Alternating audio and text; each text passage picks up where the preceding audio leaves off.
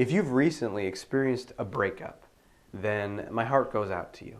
Because I don't think there's any worse pain in this world than the loss of connection. Loss of connection with someone that you care about, someone that you love.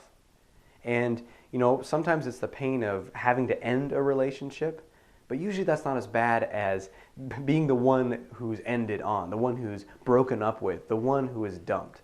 I mean, to me, that is the worst pain, because not only do you have the pain of the loss of connection, but then you also have the pain of all the ideas of feeling rejected, of feeling not good enough, not desirable to this person.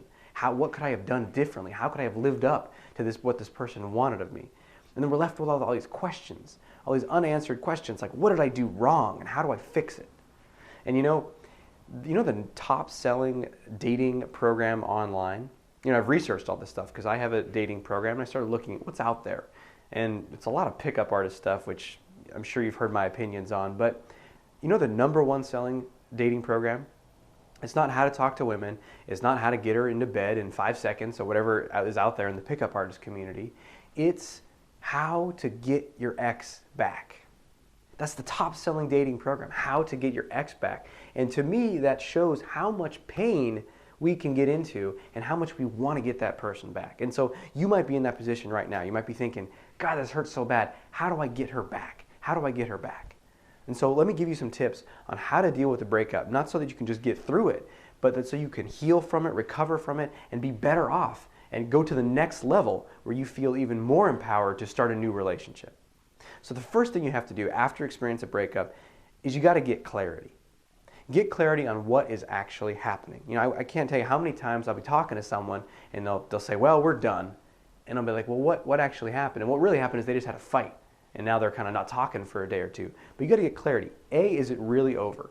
And it might be.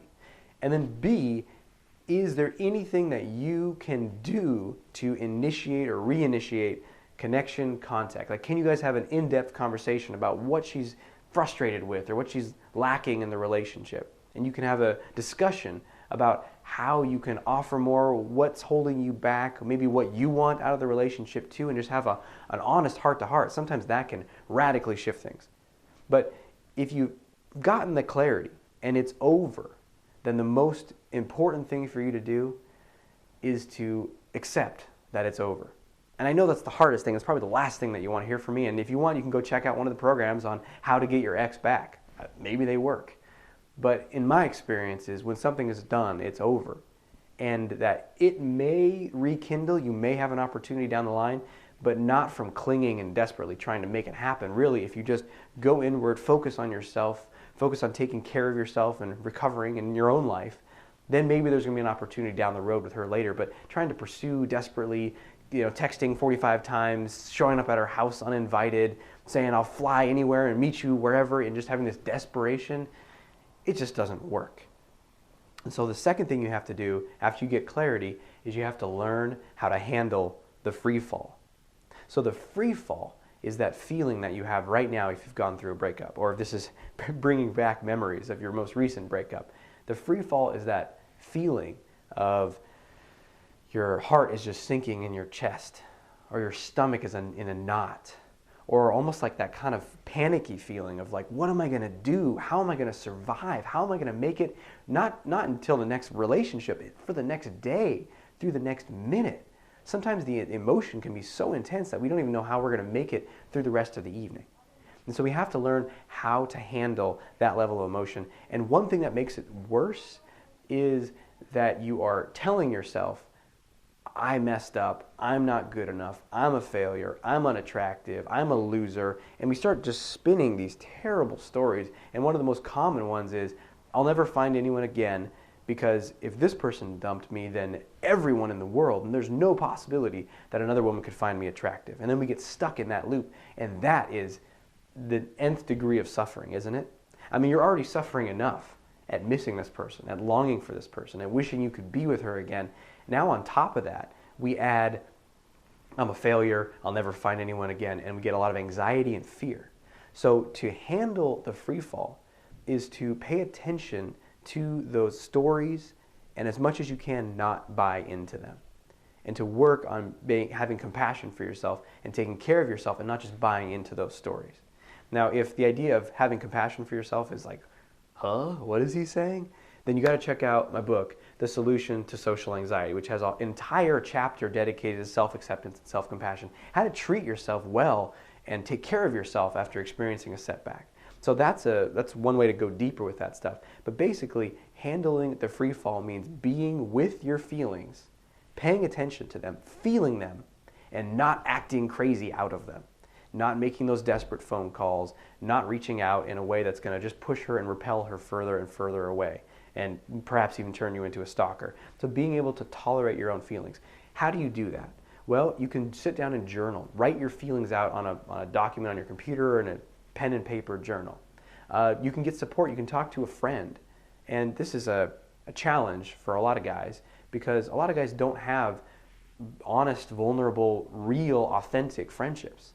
You know, we got some drinking buddies or some guys that we know at work that are acquaintances, but if you want to go talk to them about what's going on in your life, A, you've never done it and it feels too scary, or B, worse, you have the kind of friendships where your best friend says, dude, just man up, let's go to the bar and get drunk and hook up. And they have no ability to help support you in what you're going through. And if that's something you're struggling with, then check out the video I have in the dating and relationship section about creating outstanding friendships, because you've got to learn how to create the support system in your life that's going to help build you up after a setback. And we need that more than any other time when we have a breakup. You need that support. So dealing with your feelings by journaling about them, by getting support. There's a very powerful technique called emotional freedom technique. You can look it up online and learn how to do it. If you get my program, The Confidence Code, I go in depth in how to use emotional freedom technique to deal with painful emotions. So you can find many different ways. The key here is to not spin out in the free fall, to not act out of those feelings, and then also to not believe the story that you're doomed, that you're never going to find anyone again. And trust me, it feels true. I know how true it feels, and I've been there. But it's false, it's a lie, it's just fear. It's just the pain of loss. So that is the next thing you need to do is you need to take care of your feelings, get that support. Then you have to be wary of the quick fixes. Now the quick fixes are, what are your top quick fixes, right? Booze, drugs, pot, trying to find another woman really quickly to hook up with her. Now, I'm not saying this from a place of judgment, because I myself have used all of those to deal with a breakup. And maybe you're gonna, maybe that's okay, maybe that's what you do for part of the time. But if that's your primary strategy, I had a client who said his strategy after a breakup was to party through it. If that's your primary strategy, then you're missing the boat. You're selling yourself out. You're selling yourself short, because there's a tremendous opportunity right now for you in your life. And I know that might sound crazy because it might feel like the worst thing that's ever happened to you, but I can bet you that if you're willing to look for it and shape it and utilize this experience, then this is going to be the best thing that ever happened to you. It's going to provide you with some knowledge, some insight, some lesson, some learning, some depth of your character and personality that's going to help you relate more deeply to others, be more empathic, be more bold in the world when you recover and you heal. Find that, maybe that person wasn't quite right for you, and here's why, but you were too scared to leave because you felt like you needed her. And now she ended it, and now you have an opportunity to move elsewhere. Maybe you were in a way in that relationship that didn't serve you.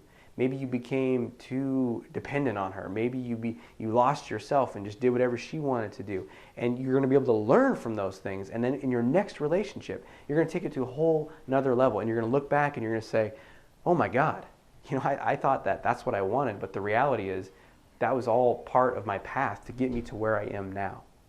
Now that doesn't happen automatically. That comes from you consciously deciding that you're going to use this experience to help serve you in your life and help you grow and learn. What can I learn from this is a very powerful question to ask yourself after a breakup. And even more powerful question is, I know this sounds crazy, but how is this going to be in my best benefit? Maybe I don't know right now, but I'm going to follow that question and see where it leads me. And so the idea is you're going to look for ways to grow from the experience, and the quick fixes diminish that opportunity for growth. So, you get drunk once, that helps for that evening. You do it again and again, weekend after weekend, and what ends up happening is you don't recover, you don't fully heal from the breakup. What happens is you are feeling all this pain in your heart, but you take a pill, you drink something, you hook up with another girl to make it go away, and it works temporarily. But what happens is you just have this like nugget of pain, this like open wound deep inside there that you've kind of covered up with a bunch of stuff. And maybe time goes on and you forget about it. But then there's the next opportunity to talk to a woman. You know, you're single, you've recovered from the breakup some, it's been a number of months, and you see a woman, you want to talk to her, and you're just paralyzed by fear. And you wonder why. And that's because that wound down in your heart is still festering, and it's like, holy crap, there's no way I'm going to connect with a woman again because that equals massive pain. No thank you. Or you have an opportunity to get close to a woman, and as it starts to go well, you mess it up somehow. Again, for that same reason, because you're scared because you haven't healed that stuff.